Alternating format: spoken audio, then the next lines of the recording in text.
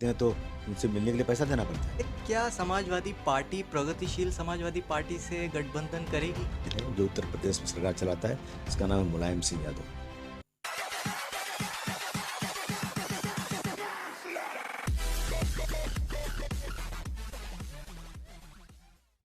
Hello, मैं हूं आपका होस्ट और दोस्त यानी शुमाइल आदिल, और इस वक्त आप देख रहे हैं हैशटैग लखनऊ। आज हम एक ऐसे इंसान से मिलने आए हैं जो महाराष्ट्र की शान और उत्तर प्रदेश की जान बनते जा रहे हैं। Yes, I am talking about honourable president of Samajwadi party Maharashtra, mister Abu Asim Azmi ji. आज उनसे मिलकर जानेंगे कि वो एक साथ 2 सीटों पे कैसे उतरे और कैसे जीते, और आखिर 2022 में समाजवादी पार्टी का मास्टर प्लान क्या है। तो ज़्यादा देर न करते हुए उनसे खास बातचीत करते हैं, लेकिन उनसे बात करने से पहले एक नज़र डाल लेते हैं उनके पॉलिटिकल करियर की ओर। श्री अबू आसिम आजमी जी का जन्म उत्तर प्रदेश के आजमगढ़ शहर में 1955 में हुआ। उन्होंने अपनी पढ़ाई अलीगढ़ मुस्लिम यूनिवर्सिटी से पूरी की। 1995 में अबू आसिम आजमी जी को समाजवादी पार्टी मुंबई का प्रेसिडेंट बनाया गया। पार्टी के प्रति मेहनत और लगन को देखते हुए उनको 1996 में महाराष्ट्र का प्रेसिडेंट बना दिया गया। 1999 अबू आजमी जी की लीडरशिप में महाराष्ट्र विधानसभा इलेक्शन में समाजवादी पार्टी ने 4 अनन्य सीटों पर जीत हासिल की। अबू आसिम जी ने तब से लेकर अब तक महाराष्ट्र में काफी डेवलपमेंट किया, चाहे गरीबों को मेडिकल सुविधा देना हो या फिर गरीब बच्चों को अच्छी शिक्षा देना, वो इन सब में हमेशा आगे रहे। अबू आसिम आजमी जी का लक्ष्य है कि उत्तर प्रदेश 2022 विधानसभा इलेक्शन में समाजवादी पार्टी को भारी मतों से जीत हासिल करवाना। Hello sir, welcome to hashtag Lucknow. आपसे ही शुरुआत करते हैं कि आप एक सक्सेसफुल एंटरप्रेन्योर थे पॉलिटिक्स में आने से पहले, जो कि आज भी हैं। तो ऐसा क्या हुआ था जिससे आप पॉलिटिक्स में आए? देखिए, मुझे याद है 6 दिसंबर 1992 मेरा लोनावला खंडाला बॉम्बे में जो है वहाँ बंगला है। मैं अपने बच्चों के साथ वहाँ खंडाला में छुट्टी मना रहा था। मैसेज आया कि बाबरी मस्जिद पे लोग चढ़ चुके हैं और मस्जिद टूटना शुरू हो गई। मैंने जल्दी जल्दी पैकअप किया, बच्चों को गाड़ी में बिठाया, बोला यार कहीं फसाद नहीं हो जाए, भागो निकलो यहाँ से जल्दी। छोटे छोटे बच्चे थे। निकला बॉम्बे में एंट्री करते करते तक आग लग गई चारों तरफ। मैं किसी तरह घर पहुँचा और मैंने देखा कि चारों तरफ जो मुसलमान 100 सालों से अपने पड़ोसी के साथ रहता था, वो पड़ोसी उसका दुश्मन बन गया। और पूरा बम्बई में पूरा समझिए कि आप एक आफत आ गई। तो मैंने उस वक्त मेरे दोस्त थे, मतलब बुजुर्ग थे, जियाउद्दीन बुखारी साहब, जो शरद पवार साहब के बहुत करीब थे, उनसे मिला। मैंने कहा ये तो बहुत हालत ख़राब हो रही है। हम लोगों ने बहुत मेहनत किया, लोगों को निकाला, लोगों को राशन पहुंचाना, लोगों को खाना खिलाना, कब्रिस्तान में लोगों को दफनाना, हाथ फैला के लोगों से पैसे मांगना, और हमने किया ये काम। हमारा राजनीति से दूर दूर तक कोई वास्ता नहीं था। और उसके बाद मैं एक्सपोर्ट करता था, मेरा बिजनेस था, मैन पावर एक्सपोर्ट काम में मेरा है। मैं सऊदी अरब गया। सऊदी अरब में जब मैं था तो मालूम हुआ कि मुझे ढूंढ रहे हैं लोग, पकड़ कि अबू आसिम को पकड़ ढूंढो। और टाटा में लोगों को पकड़ा जा रहा था, मेरे स्टाफ को उठा के ले गए। मैंने फ़ोन किया, क्या कर रहे हैं आप? मेरे आदमी को पकड़ रहे हैं। बोले तुमने टिकट बना के भेजा किसी को? मैंने कहा किसी को पकड़ना ना, मैं आता हूँ। मैंने अपने अकाउंट की पूरी बुक सारी कि मैंने किसी को नहीं भेजा। भाई मेरा बिजनेस है ट्रैवल एजेंसी का, मैंने टिकट बुक किया होगा, मैं नहीं जानता कौन बुक कराया टिकट। तो उसके बाद मैंने जो उसको पूरी बुक ले जा करके, एक मिनिस्टर थे जावेद खान साहब, कांग्रेस के बड़े लीडर थे, उनको लेकर गया कमिश्नर ऑफिस में। और ये दिखे भाई साहब ये पैसा आया, मैंने जमा किया, ये पैसा ऐसा हुआ, इसमें मैंने पैसे लिए दिए। अब कौन क्या करता मुझे क्या मालूम। अगरचे एक आदमी यहाँ से ट्रेनिंग करके पाकिस्तान से आया हो और मुंबई से चला गया, तो आप इमिग्रेशन ऑफिस को पूछिए ना कि क्यों ले गया। अब हवाई जहाज वाले पूछे नहीं क्यों ले गया, वो कहेगा मुझे नहीं मालूम ये आदमी काम करे जा रहा है। तो मैं भी ये कह रहा हूँ मैं नहीं जानता कौन आदमी था। लेकिन मेरी बुक को उस वक्त एमएन सिंह साहब थे जिनका जो इसके इंक्वायरी कर रहे थे, उन्होंने मुझसे बुक लिया, मार्किंग किया, बिठाया मुझे 1 घंटा और मुझे अरेस्ट कर लिया। दूसरे दिन मुझे कोर्ट में गया, मेरे पास टाटा लग गया। मैंने कोर्ट में वकील के जरिए कहा कि भाई मेरी वो बुक जो मैंने कल दिया था बेगुनाही की सबूत, वो मंगाइए। 1 दिन की तारीख हुई कोर्ट में। दूसरे दिन एक पुलिस ऑफिसर आए कोर्ट में, कहा नहीं कोई बुक दिया ही नहीं इन्होंने। मेरे पैर के नीचे जमीन निकल गई। मेरे घर वालों ने पुलिस वालों को जो ऑफिसर था ना, इन्वेस्टिगेटिव ऑफिसर, उसको पटाया। आप कैसे पटाया जानते हैं मैं क्या बोलना चाहता हूँ, लेकिन वो बुक की फोटोकॉपी ले लिया। हमने जैसा आपको फोटोकॉपी दे दिया कि ये देखिए बुक हमारी, क्या फोटोकॉपी नहीं चलेगी। ओरिजिनल कहाँ से ला के दूँ मैं जेल में पड़ा रहा 1 साल तक। मैंने देखा कि कितनी बेगुनाह। अच्छा, फिर जो इल्ज़ाम मेरे ऊपर था कि मैंने 11 लोगों को टिकट बना के भेजा, वो मुझे जेल में मिले, पकड़े गए थे वो लोग। तो मैंने कहा क्या तुम लोग टिकट किससे बनाए? बोले फलाना आदमी से बनाया। वो आदमी कहाँ से बनाया मुझे नहीं मालूम। जानते हो मुझे? नहीं, हम आपको नहीं जानते। आप पाकिस्तान गए थे क्या? हम पाकिस्तान गए नहीं, हमने ट्रेनिंग किया ही नहीं। और वही आदमी लोगों को मुझे कहा जा रहा है कि इनको अबू आसिम ने फाइनेंस करके पाकिस्तान भेजा, ट्रेनिंग करा के ब्लश कराया। वो आदमी पाकिस्तान गए नहीं जिनका टिकट बनी। अच्छा, वो सब छूट गया, मैं जेल में पड़ा रहा 1 साल तक। मुझे लगा बेगुनाह। तो मैंने सोचा कि अबू आसिम तुम कितने पैसे भी कमा लोगे, तुम चिल्लाते रहोगे, एक मामूली खाकी वर्दी वाला तुम्हें जेल में डाल देगा, तुम कुछ नहीं कर सकते, तुम्हारा पैसा बेकार, सब बेकार। मैंने कहा जेल से निकलूंगा तो मैं पॉलिटिक्स करूंगा। और अल्हम्दुलिल्लाह निकला मैं। मेरे पीछे कोई पॉलिटिकल सपोर्ट नहीं था, मेरे बाप दादा ने कभी पॉलिटिक्स नहीं किया था। निकला और मैंने कहा कि कौन कांग्रेस की सरकार थी, कोई सुनने को तैयार नहीं। दिलीप कुमार साहब जैसा बड़ा आदमी 1 घंटे तक कमिश्नर ऑफिस में बैठा रहा कि अबू आसिम बेगुनाह छोड़ो, नहीं सुना। जाफर शरीफ साहब रेलवे मिनिस्टर थे, आए मुंबई में, मिले सब अफसरों से, सरकार उनकी थी, किसी ने नहीं सुना। तो मैंने कहा इस देश में एक आदमी है जो उत्तर प्रदेश में सरकार चलाता है, इसका नाम है मुलायम सिंह यादव। लोगों ने कहा बहुत तारीफ किया। मैं कैसे मिलूँ उससे? तो बोला एक राजबब्बर साहब एक्टर हैं, वो उनकी पार्टी में MP है, मुंबई में रहते हैं। मैं उनके यहाँ किसी सोच से पहुँचा। मैंने मुलायम सिंह जी से उनके ज़रिए बात किया और मैंने कहा मेरा नाम ये है, मैं बंथा सर, मैं बेगुनाह हूँ। और कहा मैंने पढ़ा है तुम्हारा केस। मैंने कहा आप मुंबई सर आप पार्टी क्यों नहीं चलाते? बोले हमारे पास कोई आदमी वहाँ मजबूत नहीं है। मैंने कहा मैं आपकी मदद करूँ सर, आप आएंगे क्या? बोले आऊँगा। मैंने 10 दिन बाद उनको बुलाया और बहुत बड़ी मीटिंग कराया, पीछे खड़ा रहा।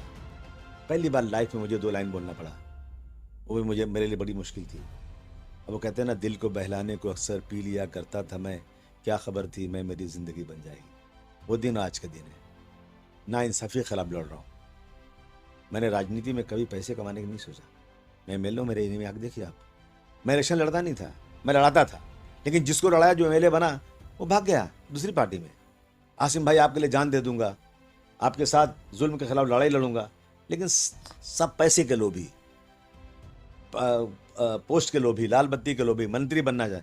मुझे कोई मंत्री नहीं बनना। मैंने नहीं इलेक्शन लड़ा। मैंने जिसका हाथ पकड़ा वो जीत गया, जिसका हाथ पकड़ा जीत गया। लेकिन जब देखा सब हारे तो नेताजी ने मुझे बहुत डांटा कि तुम पॉलिटिक्स मत करो, तुमको राज्यसभा भेजता हूँ तुम जाते नहीं हो, तुमको इलेक्शन लड़ो तुम लड़ते नहीं हो, तो तुमसे नहीं होगा काम, छोड़ दो, या तो फिर आओ एक्टिव पॉलिटिक्स में। फिर लोगों ने कहा नहीं आसिम भाई अगर कुछ करना है तो जाओ। फिर मैं राज्यसभा में गया 6 साल, लेकिन मुझे लगा नहीं मैं मुंबई महाराष्ट्र में काम करूँगा। फिर मैं MLA लड़ा। कांग्रेस वालों ने कहा बहुत भाषण करते हो, MLA लड़के दिखाओ। मैंने कहा 2 जगह से लड़ूंगा और दोनों जगह चुन के आ गया। तो ये हमारी कहानी है। बिजनेस करता हूँ, भाग दौड़ करता हूँ, किसी का टेलीफोन अवॉइड नहीं करता हूँ। समाज का कोई भी आदमी, कोई भी घटक, किसी जात, किसी बरादरी का, छोटा हो बड़ा हो, जो मुझसे होता है मदद करता हूँ। ये मेरी कहानी है। सर ये तो हमें पता लग गया कि आप पॉलिटिक्स में क्यों आए। जब आप पॉलिटिक्स में आए आपने काफ़ी ज़्यादा वर्क करा। 1 साल के अंदर अंदर आपको जो है प्रेसिडेंट बना दिया गया महाराष्ट्र का, आपकी मेहनत और लगन से। उसमें हमने देखा कि आपने 2009 या 10 में जो है एक ऐसी चीज़ निकाली जो आज के तौर पे तो काफ़ी आम बात है सर, बट उस टाइम पे ये इनोवेटिव आइडिया कहलाता है। हम बात कर रहे हैं मेडिकल वैन की सर, तो वो आइडिया कहाँ से आया? हमें कहा गया कि अल्लाह की इबादत के बाद सबसे बड़ी इबादत है मखलूक की खिदमत। मैंने पढ़ा कि एक तवाइफ जा रही थी, उसने देखा एक कुत्ता कुएं पे प्यासा है और उसने अपना दुपट्टा निकाल के कुएं में डाल के उसके मुंह में पानी डाल दिया और कुत्ते में जान आ गई। तो अल्लाह का हुक्म हुआ इस औरत को जन्नत में भेज दो। मैं ऐसी चीज़ों पे मुझे लगता है कि मदद करना चाहिए। तो मैंने देखा कि जो है गरीब बेचारे हैं, इनको दवा नहीं है, पैसा नहीं है, रोज़ मेरे पास खड़े रहते हैं लोग, कहीं मेरा ऑपरेशन है, 5 लाख खर्चा है, 10 लाख खर्चा है, कहाँ से पैसे देंगे। तो मैंने क्या किया कि जब मैं MLA बना तो मैं फटाक से मैंने एक गवर्नमेंट से जगह लिया और वहाँ मैंने एक डिस्पेंसरी बना दिया। जो डिस्पेंसरी सुबह 9 बजे शुरू होती है, रात को 12 बजे तक चलती है और मैं 10 रुपये लेता हूँ। 10 रुपये 6 रुपये डॉक्टर को दे देता हूँ, 4 रुपये बचते हैं मुझे। 4 रुपये में दवा मंगाता हूँ, बाकी कुछ पैसा लगाता हूँ, इलेक्ट्रिक बिल ये सब करता हूँ। और आप मानेंगे सुबह 9 बजे डॉक्टर आता है, 12 तक रहता है, 12 से आता है 3 बजे तक, 3 का 6 थे, 6 से 9, 9 से 12 डिफरेंट डॉक्टर। अच्छा डॉक्टर को होल्ड लगी है क्योंकि पैसे अच्छे मिलते हैं। 500 लोग दवा लेते हैं रोजाना, 500 पे। तकरीबन। फिर मैंने सोचा कि यार एक वैन लेते हैं, और वैन जो है इसमें डॉक्टर, तो वैन को मैंने बिल्कुल डिस्पेंसरी बनाया, उसमें वार्ड बॉय, एक डॉक्टर, और जहाँ जहाँ स्लम है वहाँ, आज यहाँ इस स्लम में रहेगी, कल इस स्लम में रहेगी, इससे एक लिया, फिर कम पड़ी, फिर मैंने 2 वैन लिया। वो 2 वैन रहती, दिल को तसल्ली होती है कि कम से कम देखिए, एक तुम्हारा पॉलिटिकल प्रचार भी होता है, कुछ छुपाने की बात तो नहीं कि भाई समाजवादी पार्टी के लोग ये कर रहे हैं, दूसरा एक इबादत भी होती है। तो इसलिए हमें आइडिया, फिर वो नहीं, फिर आगे चला ना, तो मैंने देखा कि अभी कोविड में ना, जो बेचारे जिनको वो हुआ था, अपना किडनी की बीमारी थी, डायलिसिस करानी थी, गरीब आदमी, पैसे नहीं उनके पास। मेरे एरिया में ऐसी हालत है कि रोज़ कमाओ रोज़ खाओ। एक बेचारा 2 पैरों का लंगड़ा आदमी सड़क पापड़ बेचता था, पुलिस वाले ने मारा उसको, इतना मारा, दुकान तोड़ दिया उसकी। क्या खाएगा, कहाँ से रहेगा वो? इसी तरह से लोगों को जाना है डायलिसिस कराने, तो मेरे एरिया से मानकुर शिवाजी नगर से सिटी में जाने के लिए 500 रुपये किराया, 5 रुपया उसके पास नहीं है। तो लोगों का, आसिम भाई कुछ कर सकते हो क्या यार, डायलिसिस बड़ी प्रॉब्लम है। मैंने फटाफट एक बनाया, रूम बनाया, और डायलिसिस की 10 मशीन लाया। कुछ करोड़ खर्चा हुआ, लेकिन अल्हम्दुलिल्लाह अब वो 3 टाइम चलती है। गवर्नमेंट से भी मदद मिलती थी, लेकिन लगा आप 6 महीना चलाएंगे, फिर बाद में देखेंगे क्या होता है। मैं 6 महीने चलाया, मैंने हर महीने का 5-6 लाख रुपया खर्च होता है, लेकिन अल्हम्दुलिल्लाह आते हैं। 1 रुपया लेते नहीं हम लोग, 25 रुपया लेते थे, और उसका नाश्ता दे देते थे उन्हीं को, वो भी बंद कर दिया, वो भी उनके पास नहीं है। तो ये शुरू किया। फिर मैंने देखा कि औरतें बेचारी बेकार हैं, मैंने कहा क्या करना चाहिए इनके लिए, बोले सिलाई सिलाओ इसका। मैंने 20-25 मशीन लगा दिया, उनको सिलाई सिखाता हूँ, वो सिलाई सीखा अपना वहाँ काम करती हैं। फिर हमने देखा कि जो बच्चे छोटे बेचारे, इनके पढ़ने के लिए मैंने छोटा सा वहाँ पे नर्सरी का शुरू कर दिया, बिना पैसे में, उनको इंग्लिश सिखाते हैं। अच्छा, फिर कुछ लोगों ने कहा कि बहुत बच्चे को कुरान पढ़ाना चाहिए, हमने हाफिज़े का वहाँ शुरू कर दिया। उसके बाद कुछ ने कंप्यूटर सिखाइए, तो मैंने 20 कंप्यूटर ला के फ्री कंप्यूटर सिखाना शुरू कर दिया उनको। फिर गवर्नमेंट की स्कीम आई है कि खाना, कम पैसे में खाना खिलाना, तो मैंने गवर्नमेंट से एप्लीकेशन किया, वो भी अप्रूव हो गया, वो भी शुरू करने जा रहा हूँ। तो फिर लोगों का कॉलेज नहीं वहाँ पर, आसिम भाई सब काम हो गया, आपके यहाँ कॉलेज नहीं है। मैंने लड़ाई लड़ी, बड़ी जगह मेरे पास तो नहीं थी, लेकिन मैंने जो वहाँ गवर्नमेंट से जगह ली थी ना, उसमें मैंने 5 से 8-10 कमरे बना दिए, बड़े हॉल, और लड़ाई करके मैंने एक डिग्री कॉलेज में परमिशन ले लिया अभी। तो वहाँ सब काम हो गए माशाल्लाह। और उसमें एक आता है पानी की मशीन, एक आती है किंजन वाटर से लोगों की बीमारी दूर होती है। वो सबसे अच्छी वाली मशीन 4 लाख में मिलती है। मैंने 1 लाख एक मशीन लिया, लगा दिया गरीबों के लिए, मतलब सब किंजन वाटर पियो यहाँ पे, तो लोगों को इससे बहुत फ़ायदा होता है, बीमारी दूर होती है। वो पानी बड़े होटलों में 1,000 रुपये में पानी मिलता है वो बाटली का, लेकिन मेरे यहाँ ड्रम में भर के ले जाओ सब लोग। फिर मैंने एक और लगा दिया पानी का, जो आपको ये बिस्लरी वाटर टाइप होता है ना, जो लोगों को मिलता है, एक बाटली मिलती है 20-25 रुपये मिलती है। हमने उसको एक 20 लीटर की बाटल भर के पहुँचा करके 10 रुपये में देना शुरू किया कि 2 लोगों को। तो ये सब हम लोग का, देखिए ये सारी चीज़ें ना, इसका पॉलिटिक्स से कोई लेना देना नहीं है। कोई गरीब आता है बेचारा, शादी उसके यहाँ है, अपनी हैसियत के मुताबिक उनको, क्योंकि लोगों के पास है ही नहीं कुछ ना, तो ये कर रहे हैं हम लोग। 2022 की बात करना चाह रहा हूँ, बट थोड़ा सा पीछे आके 2017 की भी बात करना चाह रहा हूँ पहले, कि समाजवादी पार्टी ने हर सेक्टर में, हर डिपार्टमेंट में काम करा था। मुझे नहीं लगता ऐसा कोई बचा था जिसके लिए काम नहीं करा। तो ऐसी क्या वजह थी जो समाजवादी पार्टी जीते जीते रह गई? देखिए, सबसे बड़ी बात, माफ़ कीजिएगा, मीडिया। देखिए ऐसा ना कि मैं यहाँ बैठा हूँ, यहाँ क्या हो रहा है क्या मालूम, अब आप इसको दिखा दें, अबू आसिम ने ऐसी बात किया, ऐसी किया, आप प्रचार कर दिया। आप अभी देखा आपने, अभी 2 लड़के बात कर रहे थे आपस में, एक कह रहा है कि देखिए आप जो है ना, हिंदू हो मुसलमान बन जाओ, नहीं तो आप नर्क में जाओगे, मुसलमान बन जाओ तो जन्नत में जाओगे। और कह रहा है कि देखो अभी समाजवादी पार्टी की लहर चल रही है, अगर समाजवादी की सरकार आए ना, तो अलीगढ़ में जहाँ हम लोग रहते हैं ना, वहाँ मुसलमान हिंदू को रहना ही मुश्किल हो जाएगा। अभी इसको मीडिया ने, अब वो तो एक जगह बात हो रही है, इसको पूरा इन लोगों ने पूरा फैला, ब्रेकिंग न्यूज़ आ गई। और जब इंक्वायरी हुई तो दोनों हिंदू थे, मुसलमान कोई था ही नहीं। अलीगढ़ में आपने वहाँ आगरा में देखा होगा कि आगरा के एक समाजवादी पार्टी की रैली में जो महंगाई के खिलाफ आंदोलन हो रहा था, उसमें एक आदमी घुस के बोलता पाकिस्तान जिंदाबाद, ब्रेकिंग न्यूज़ हो गई। इसी तरह ला के लगा दिया माइक मेरे पास कि भाई पाकिस्तान जिंदाबाद बोलती है आपकी पार्टी। जो इंक्वायरी हुई तो बीजेपी वाला था। तो इस तरह की चीज़ आज देखिए, कल उन्होंने जो किया बनारस में, औरंगजेब रहमतुल्लाह अलैह मैं बोलता हूँ, उनका इंसाफ। मैं कल ही मैं गाड़ी में बैठ करके मैंने यूट्यूब पर डाला, तो शकुंतला नाम की एक लड़की पांडे की थी वहाँ पे, जिसको औरंगजेब रहमतुल्लाह अलैह के एक सिपह सालार ने बोला बहुत खूबसूरत लड़की, उसको उठा ला के मुझे दे दो, उसके बाप से कहा। परेशान हो गए लोग, लेकिन वो लड़की गई औरंगजेब रहमतुल्लाह के पास, और वो खुद आए वहाँ पर, और उस सिपाही को हाथी से खिंचवा के मरवा दिया। तू मेरी बेटी है और तू पंडित है, हिंदू है, तो मेरी और जिम्मेदारी बढ़ जाती है कि तेरे साथ मैं इंसाफ करूं।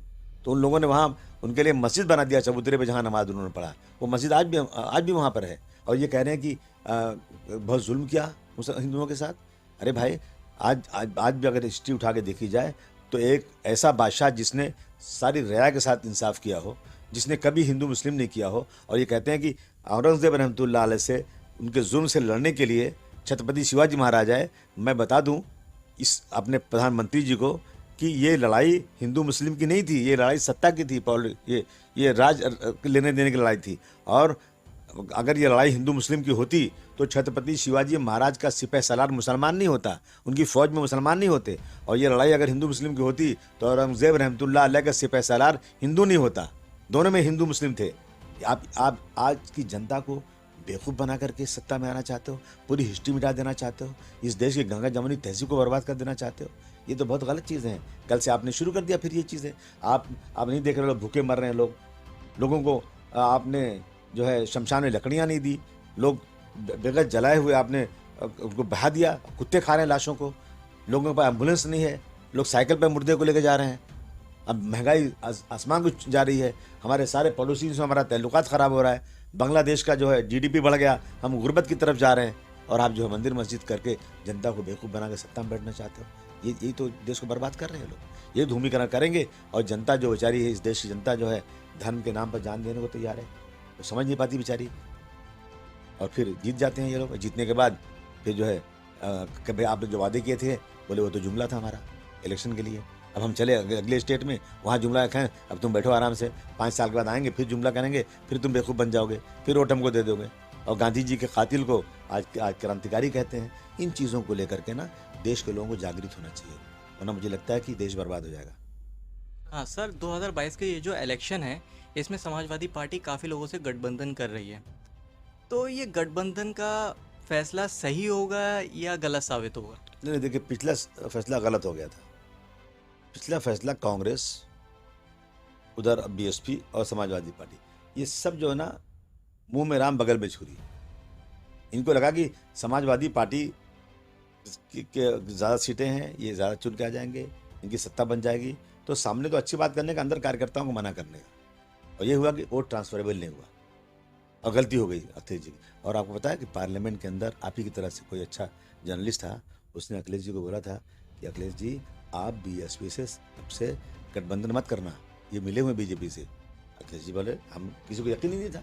लोगों को लगता था कि भाई हम सब मिलेंगे तो हम पूरा बिल्कुल एक तरफ से सफाया कर देंगे, सबका हम जीत के आ जाएंगे। और वही सही हुआ, उन्होंने जो है वोट को ख़राब कर दिया। अब जो गठबंधन हो रहा है वो गठबंधन बिल्कुल सही हो रहा है। आप मानेंगे, मैं तो मुंबई में रहता हूँ। अच्छा, मेरी क्या हैसियत है यहाँ पर? छोटा सा कार्यकर्ता, मुंबई में 2-3 एमएलए लेकर घूम रहा हूँ। लेकिन आप ना हवाई जहाज़ से बैठकर लोग मुंबई आ रहे हैं कि आसिम भाई अखिलेश जी से कहिए कि मुझे पार्टी में ले लें। भाई टिकट नहीं मिलेगा, नहीं चाहिए टिकट। बीजेपी के लोग, बड़े बड़े नेता, बीएसपी के लोग, कांग्रेस के लोग, होड़ लगी हुई है, होड़ लगी। मेरा घर हलवाई की दुकान बन गया। इतनी मिठाई ला रहे हैं लोग यूपी से मेरे पास कि मैं रखूँ कहाँ मिठाई पूरी मिलने के लिए। मोहब्बत है उनकी। बस आप अखिलेश जी से कह दीजिए, 1000 आदमी का हाल है अंदर, पूरा भरा, खचाखच भरा हुआ है। अब अखिलेश जी को रोज अगर वहाँ पे ज्वाइन कराएंगे तो प्रचार कब करेंगे? आप मानते नहीं है, मैं जहाँ जा रहा हूँ मेरे को बड़ी बड़ी लिस्ट मिल रही है। हम 3 बार एमएलए रह चुके हैं। भाई साहब, अभी आप आएंगे तो आपको टिकट नहीं, एक टिकट मिला तो ठीक है, नहीं मिला तो ठीक है। बीजेपी के सीटिंग आदमी, ये हालत है। तो मैं समझता हूँ कि अभी, अच्छा, अब आप जाइए, देखिए, जहाँ जाइए आप, साइकिल वाले से, रिक्शे वाले से, रेवड़ी वाले से, चाय की दुकान पर, हजाम की दुकान पर, हर आदमी बाहर खड़ा है, हाथ हिला रहा है। अरे अब की बार तो आसिम भाई तू चिंता मत करो, कहाँ इतना मेहनत करो आसिम भैया, तू जाओ बैठो, अब की बार तो आपका साइकिलिया जीतने वाली है। एक आदमी आया मुझे, मैं बहराइच जा रहा था, ये सब बूढ़ा आदमी बेचारा, भैया बचा लो हम लोगों को भैया, जानवर पूरा खेत खा जाता है, 3 बीघा खेत है भैया, बच्चे घर में, खाने को नहीं भैया, और हम अगर उसको जानवर को रोकने की कोशिश करते हैं भैया तो हम पे मुकदमा हो जाता है। क्या है ये? परेशान है लोग, दाने दाने के लिए परेशान है लोग। और यहाँ पे जो है मंदिर मस्जिद का नाम लेकर के बेवकूफ़ बनाया जा रहा है। भाई मंदिर मस्जिद में पूजा करना बहुत अच्छी बात है, और मैं समझता हूँ अखिलेश जी ज़्यादा पूजा कौन करता होगा? इससे बड़ा धार्मिक कौन है? ये तो सब दिखावटी ये लोग हैं। जीत पक्की अब की है। मैं समझता हूँ कि जीत में कोई वो नहीं, बस ये लोग जो है ना, अब इनके पास एक ही चीज़ बची है, सिर्फ और सिर्फ धर्म के नाम पर और हिंदू मुस्लिम के नाम पर मेरे देश को बांटना। अच्छा मुझे बताइए आप, हम मुसलमान की तादाद कितनी है? मुश्किल से 15% देश में है। ये 15% 85% को डरा रहे हैं। अरे भाई, इनके पास है, मुसलमानों के पास है क्या?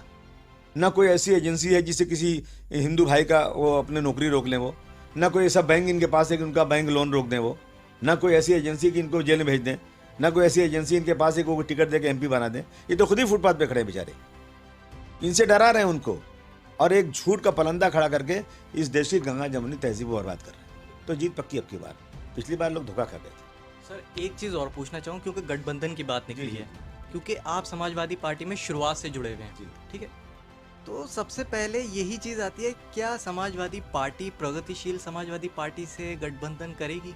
देखिए, मैं तो चाहता हूँ कि हो जाए, और मुझे लगता है कि होगा, ज़रूर होगा, और अखिलेश भाई भी मानेंगे और शिवपाल भाई भी मानेंगे। देखिए, इस वक्त मैं तो हाथ जोड़ के कहूँगा सारे लोगों से, जो लोग आ रहे हैं आज अपने आप को मुसलमानों के ठेकेदार बन, उनसे भी कहूँगा मैं, हाथ जोड़ के देश को बचा लो। देश इस वक्त तकलीफ में है।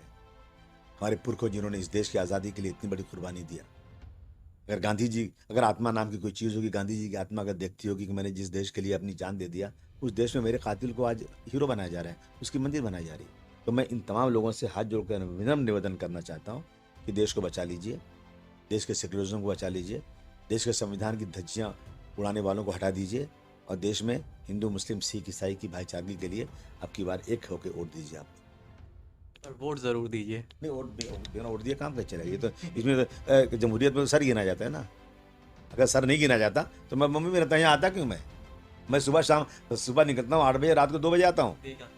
हाँ, आँख सोया नहीं, आँख देख लीजिए आप, लेकिन जाऊँगा फिर। जुनून सवार है मुझे, जुनून इसलिए सवार है कि मेरे पुरखों का भारतवर्ष, जिसमें हिंदू मुसलमान साथ साथ, जो सपना देखा था कि इस देश में आज़ादी से सांस लेंगे, मैंने कहा, मैं नारा दिया ना हमने, पहले लड़े थे गोरों से, अब लड़ेंगे चोरों से। जी हाँ। सर काफ़ी बात होगी, बट एक आखिरी सवाल मैं पूछ के इसको इंटरव्यू को ख़त्म करना चाहूँगा, बट आखिरी ज़रूर है, बट सबसे अहम है। अभी स्टार्टिंग में आपने कहा था कि आप 2 बार जीते हैं, एक ही बार खड़े होके 2 सीट से जीते हैं, तो ये कॉन्फिडेंट सर कहाँ से आते? क्योंकि इंसान एक बार खड़ा होता है तो डरता है, जीते हारें। आप दोनों सीट से एक ही बार में उतर गए और दोनों सीटों से बहुत अच्छी उससे जीत हासिल की, तो ये कॉन्फिडेंट कहाँ से आया? कॉन्फिडेंस है ना कि काम करते हैं, लोगों से मिलते हैं, सड़क पर चलने वाले गरीब आदमियों को गले लगाता हूँ, और बड़े से बड़ा तुर्रम कोई हो, अगर गलत है तो उसकी आंख में आंख डाल के बात करना जानता हूँ, और गरीब आदमी सड़क पर उसको गले लगाना जानता हूँ, और कॉन्फिडेंस है पूरा। मैंने कल बोला चारों तरफ कि सुश्री मायावती जी के लोग जो बैठे हैं, इनसे पूछो कि इनकी फ़ोटो उनके साथ है, कभी चाय पिया साथ में? तो कहते हैं नहीं भाई, जब जाते हैं तो उनसे मिलने के लिए पैसा देना पड़ता है। मैंने कहा मेरे साथ आओ। मैं कल था गोंडा में, मैंने कहा गोंडा का सबसे गरीब आदमी जिसके पैर में चप्पल नहीं हो और उसको अखिलेश जी के साथ चाय पीना हो, चलो मेरे साथ। अखिलेश जी के बगल में बिठा के चाय पिलाऊंगा, और उसकी शिकायत भी कोई होगा अखिलेश जी से, पूरी बात आंख में हाथ डाल के अखिलेश जी से कहलवाऊंगा भी उसको मैं। ये आप कॉन्फिडेंस मुझे है, जब मैं इस देश का रहने वाला हूँ, मुझे पूरा हक है, और हमारा संविधान है कि आसमान की ऊंचाई पर कोई बैठा हुआ इंसान हो या सड़क पर भीख मांगने वाला हो, सबके लिए बराबर से। मुझे अफसोस उस वक्त हुआ जब गगोई जी का फैसला आया। गगोई जी का फैसला हम मानते हैं तो, लेकिन वो ये कहेंगे कि मेजॉरिटी चाहती है, देश के बहुसंख्यक चाहता है, इसलिए मैं फैसला दे रहा हूँ। तो देश का मेजॉरिटी तो हम हमेशा माइनॉरिटी में रहेंगे।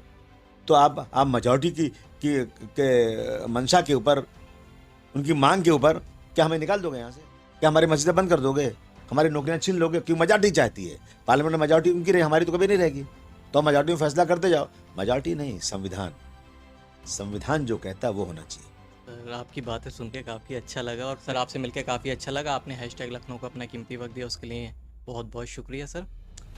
Thank you so much sir.